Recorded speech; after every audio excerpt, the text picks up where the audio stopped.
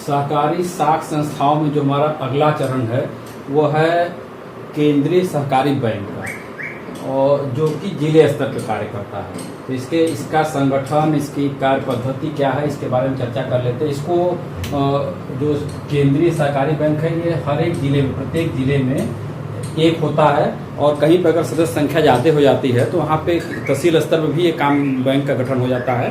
लेकिन आमतौर पे ये एक जिले में एक होता है, जिसको डिस्ट्रिक्ट कोऑपरेटिव बैंक भी कहते हैं। डिस्ट्रिक्ट कोऑपरेटिव बैंक के नाम से भी फेमस है ये। और यह जो है 1912 के सहकारी साख अधिनियम के अंतर्गत इसका गठन हुआ है। इसके सदस्यता के बारे में चर्चा करें। सदस्य कौन होता है, तो संबंधित जिले की सभी प्राथमिक साख समितियां जो होती हैं, यानी जो प्राथमिक साख समिति आपकी है जिले ग्राम स्तर पर जो रहती है, वो सभी उस जिले की जितनी भी प्राथमिक साख समितियां हैं वो उसके सदस्य होते हैं। कुछ परिस्थितियों में जनता भी सदस्य हो सकती है। तो ये कुछ चीज़ें हैं जिस पे हम चर्चा करेंगे, बस फिलहाल इसको सुने रहिए जनता। आगे जो इसकी कमियां होती हैं उसके बारे में चर्चा करेंगे। तो ये शामिल करना अच्छा नहीं था। इसको जो है जिस चीज़ को लेकर के सहकारिता आंदोलन चला था उसको धूमिल करने काम ये करता है, उसको थोड़ा सा धुंधला बनाता है। क्यों? क्योंकि जो हमारी जो प्राथमिक साख समितियां थी या सहकारिता आंदोलन चला था, एक तरह से कमजोर दुर्बल वर्ग जो है वो सबल वर्गों से बचाव के लिए अपने आप को संयुक्त किया था। और जब इसको एंट्री करते हैं तो जैसे ही जनता शब्द आता है तो कोई न कोई एक सबल व्यक्ति इसमें शामिल हो जाएगा और पूरे सिस्टम को जो है वो हाईजैक कर लेगा एक तरह से। तो इस चीज़ों का है तो आप डिस्ट्रिक्ट कोऑपरेटिव बैंक में आपके सदस्यों में पहले तो प्राथमिक साख समितियां होती थी, और कुछ जगहों पे जो है कुछ परिस्थितियों में जनता को भी शामिल किया जाने लगा। फिर आगे इसका कार्य क्षेत्र क्या है। कार्य क्षेत्र में आपका समस्त जिला आता है। अगर कहीं किसी जगह पे सदस्य संख्या ज़्यादा है, अगर तहसील स्तर पे भी अगर कोई समिति गठित हो जाती है, अगर एक जिले में 2, 3, 4 हो जाते हैं तो वहाँ पे भी वो उसका कार्य क्षेत्र तहसील स्तर पर हो जाएगा। लेकिन आमतौर पे जिले स्तर पर होता है। प्रकार में आके 2 प्रकार के होते हैं। एक शुद्ध केंद्रीय सहकारी बैंक होता है, दूसरा मिश्रित केंद्रीय सहकारी बैंक।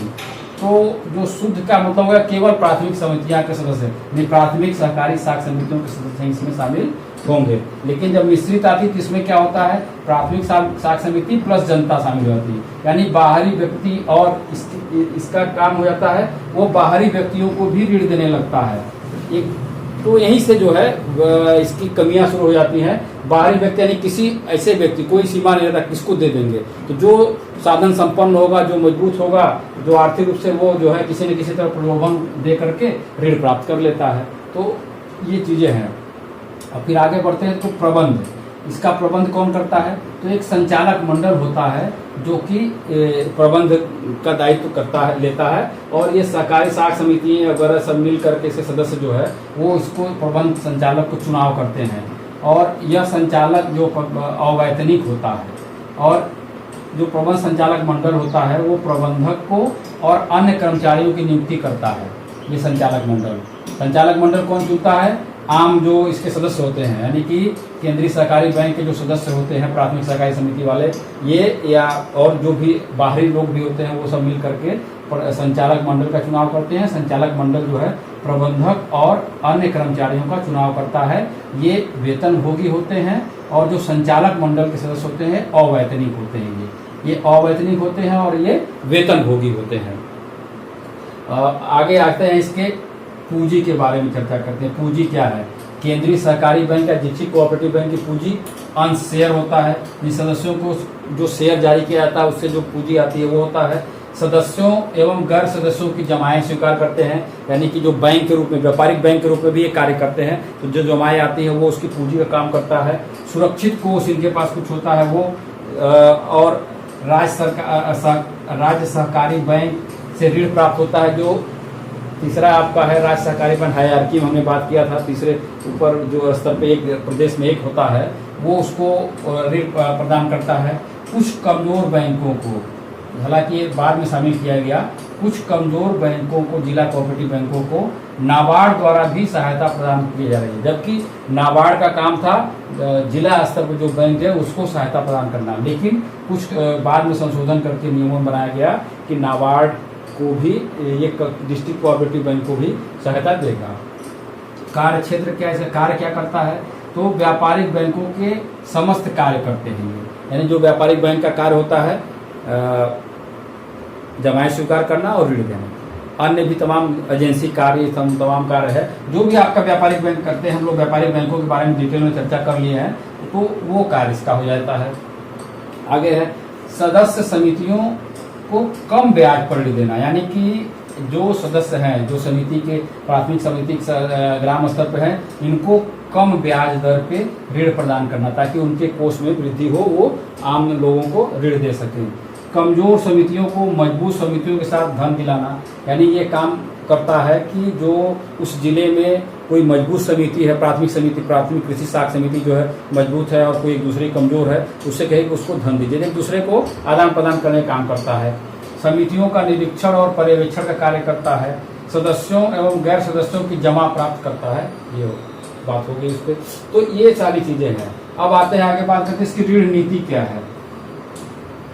ऋण नीति के अंतर्गत इसका आता है कि प्राथमिक साख समितियों को 10 से 12% पर ब्याज 1 से 3 वर्ष के लिए देता है, यानी कि अल्पकालीन और मध्यकालीन ऋण देता है। कितने पर? 10 से 12% पर ब्याज पर देता है। और वो आगे जो प्राथमिक साख समितियां होती हैं वो अपने सदस्यों को इसी चीज़ को 12 से 14% पर ब्याज पर देती थी ऋण, तो 1-2% की उनकी कमाई हो जाती थी इनकम, उसी से अपना जो है वो मैनेजमेंट करते थे। आगे है आपका ऋण राशि नगद नहीं दी जाती है, बल्कि साख की सीमा बढ़ा देती है, यानी कि इन साख समितियां ग्रामीण स्तर पर जो प्राथमिक साख समितियां हैं इनको कैश में नहीं देते हैं, उनकी ऋण सीमा पास बना देते हैं कि हाँ आप इतने रुपए तक जो है ऋण दे सकते हैं, क्योंकि ये माना जाता है कि जो व्यक्ति ऋण लेता है एक साथ समस्त पैसे का खर्च नहीं करता है, वो थोड़ा थोड़ा पैसा निकालता है। तो इसी तरह से ये करते हैं कि जब आपको जरूरत पड़ेगी, आपको हमने 1 लाख रुपया दे दिया, इतना सीमा आपने तय कर दिया। प्राथमिक साख समिति किसी भी ग्राम स्तर की कोई समिति है उसको बता दिया, एक जिला कोऑपरेटिव बैंक कर दिया कि आप 1 लाख रुपए तक ऋण बांट सकते हो। अब वो अपने सदस्यों को 10,000 5,000 इससे बांट दिया। अब हर एक सदस्य जो है तुरंत पैसा नहीं निकालेंगे, जितना मांग करते हैं अगर उसके पास नहीं है तो आएगा बैंक में, यहाँ से पैसा लेकर के उनको जा करके दे देगा। इस तरह की बातें होती है। लाभ के वितरण की बात है, तो जो लाभ है आएगा उसका 25% आपका संचित निधि में चला जाता है और 75% अंशधारियों में वितरित हो जाती है। ये आपका हो गया डिस्ट्रिक्ट कोऑपरेटिव बैंक।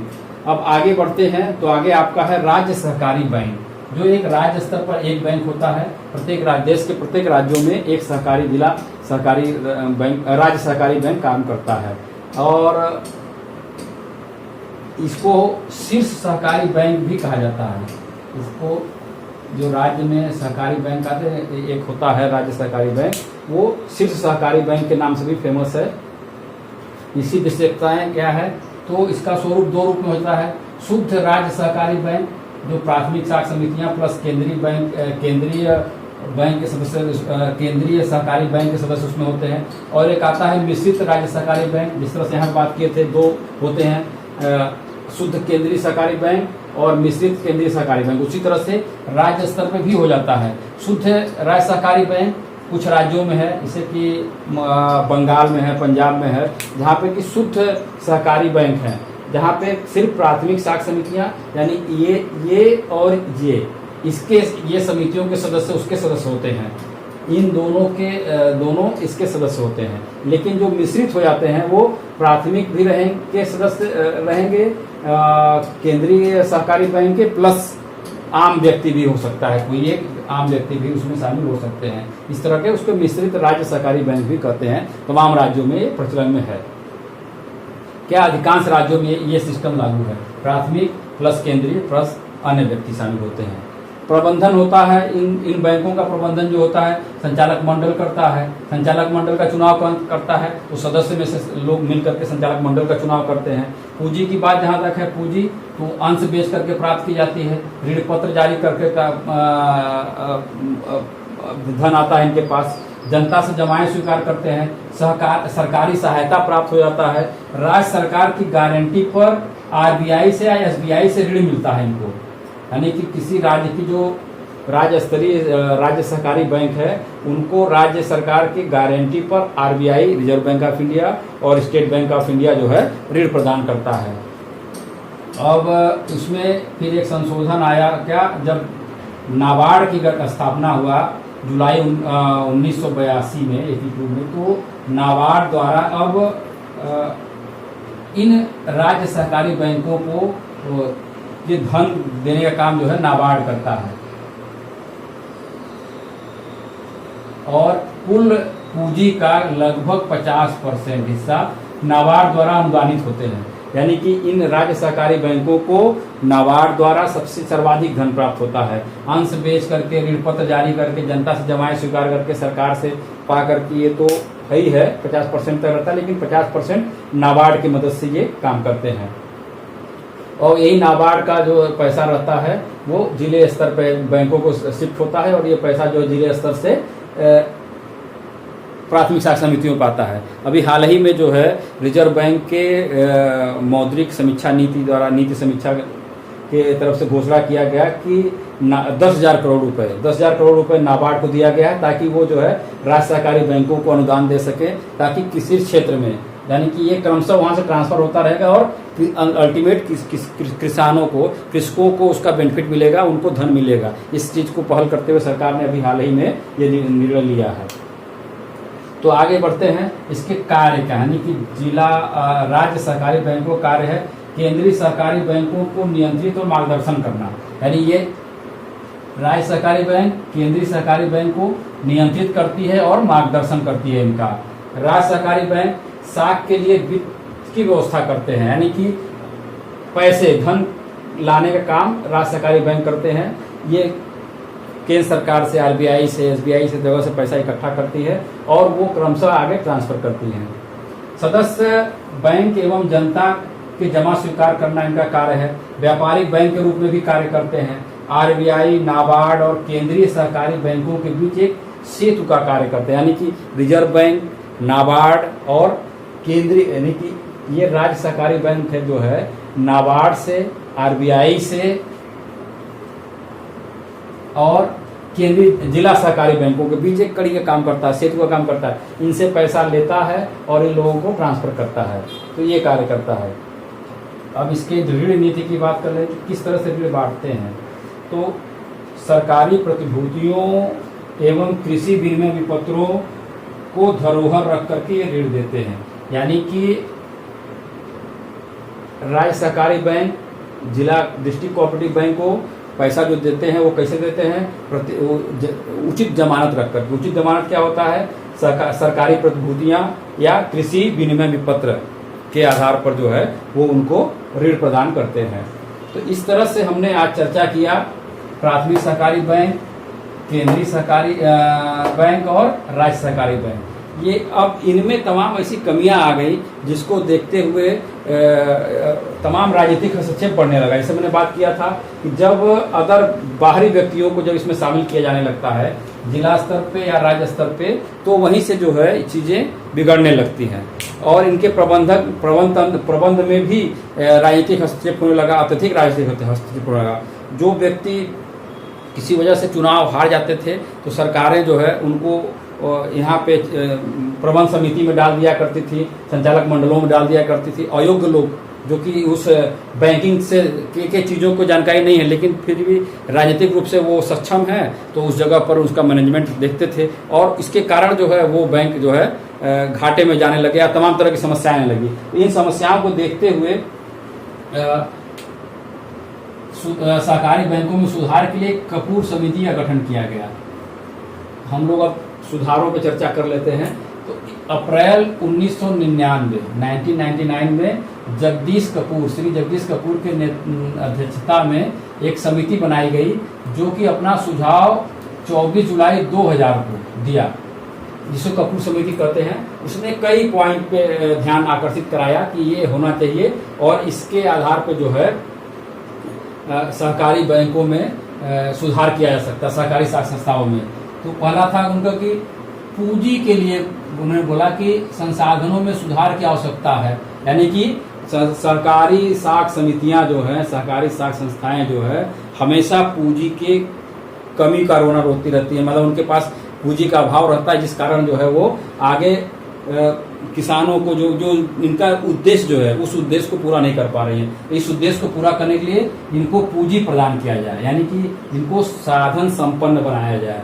आगे कहा कि व्यवसायीकरण किया जाए। इनके अंदर जो इनके प्रबंध तंत्र में व्यवसायिकतापन का अभाव, पेशेवरपन नहीं होता है, उस चीज को लाया, यानी कि मजबूत प्रबंध की प्रणाली डेवलप किया जाए। बैंक के बोर्डों में व्यावसायिक योग्यता वाले सदस्यों को शामिल किया जाए। सिर्फ राजनीतिक व्यक्ति को ही नहीं, जो बैंकिंग क्षेत्र में बैंकिंग के बारे में जानकारी रखते हैं, जो बैंकर्स का काम करते हैं, उन योग्य व्यक्तियों को इसके अंदर शामिल किया जाए। बैंक के बोर्डों में एक समुचित कार्य प्रणाली डेवलप किया जाए। जिस तरह से व्यावसायिक बैंकों का वर्किंग कल्चर है, उस तरह का कल्चर जो है, वर्क कल्चर आपके सहकारी साख संस्थाओं में भी होनी चाहिए। फिर आगे अगला सुझाव उन्होंने दिया कि नियमन एवं नियंत्रण में कमी किया जाए। बहुत ज्यादा राजनीतिक हस्तक्षेप, सरकारी हस्तक्षेप इन साख संस्थाओं में होता है, जिसके कारण ये अपना विकास नहीं कर पा रहे हैं। बहुत ज्यादा मॉनिटरिंग हो रही है, यानी कि सरकारी हस्तक्षेप को कम किया जाए, सरकारी हस्तक्षेप कम होनी चाहिए।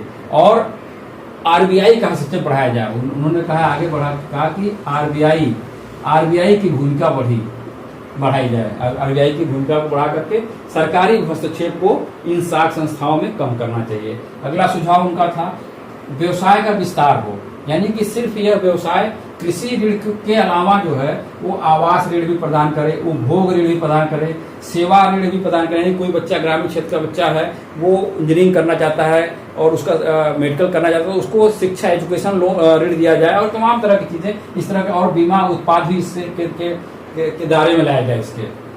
इस तरह से इसकी व्यवसायिक क्षमता को बढ़ाया जाए। आगे उन्होंने अगला सुझाव दिया कि बैंकों के स्तर को कम करना, यानी कि जो ये 3 स्तरीय बैंक हैं, प्राथमिक साख समितियां हैं, इसमें 2 तरफ है, ग्राम स्तर पे जो कृषि साख समिति, गैर कृषि साख समिति हो जाता है, फिर केंद्रीय सहकारी बैंक हो जाता है, राज्य सहकारी बैंक, यानी कि इसका लेयर बहुत है। इसको कम कर करके किया जाए, ताकि जो है नियंत्रण या नियमन जो है कम किया जा सके। आगे उन्होंने कहा कि पुनर्जीवन पैकेज दिया जाए सहकारी साख समितियों को, पुनर्जीवन पैकेज जैसे वित्त की व्यवस्था की जाए, परिचालन, यानी कि उन्होंने 4 पॉइंट दिए थे, ए, बी, सी और डी। पहला ए यानी वित्तीय, फाइनेंशियल मजबूत किया जाए उनको। परिचालन यानी उनको संचालन में के लिए योग्य व्यक्ति दिया जाए, ताकि वो अच्छे से रन कर सके। संगठनात्मक, उनका स्ट्रक्चरल ढांचा में सुधार किया, यानी कि प्राथमिक स्तर पे, केंद्रीय स्तर पे, राज्य स्तर पे जो चीजें चल रही हैं उसको संगठन में सुधार किया जाए, और प्रणालीगत विकास किया जाए, इनका एक अच्छी प्रणाली को डेवलप किया जाए। इस तरह से उन्होंने पुनर्जीवन पैकेज देने की बात कही।